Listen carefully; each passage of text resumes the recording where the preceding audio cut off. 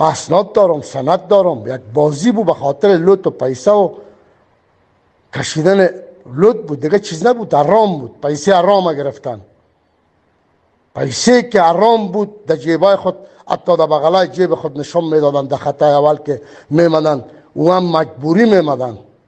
مگم گپ ما را کس گوش نکرد.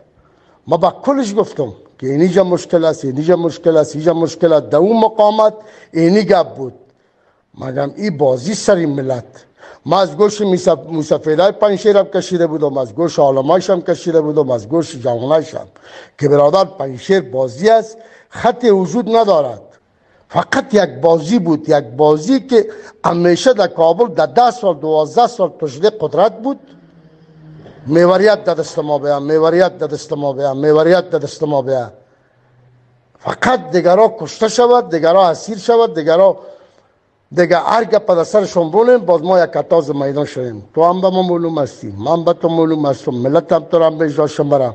از خرابی های تو کلگی آگاست. ما اسناد دارم، سند دارم، ما صدای خود کلی میکشم، باز ما صحیح میکشم. ما سلام ما با تمام برادرایی که در این گروپ هستن، سلام مرا قبول کنن.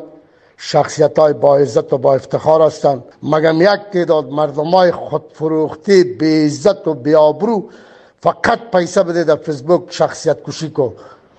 این گپا خلاص شدد. انشالله این برف بم پس سر خودشان آمده. مدیریت ضعیف، دیگه ضعیف. ما بسیار گپا دارم، موقع در اینجا نمیم به خاطر که مشکل دارم. ماجرات سخت است. کسی که زندگی آزاد در بین ملت خود کرده باشه، بازدهی تو یک حالت قرار بگیره در یک ملک ویگانه، بسیار سخت است.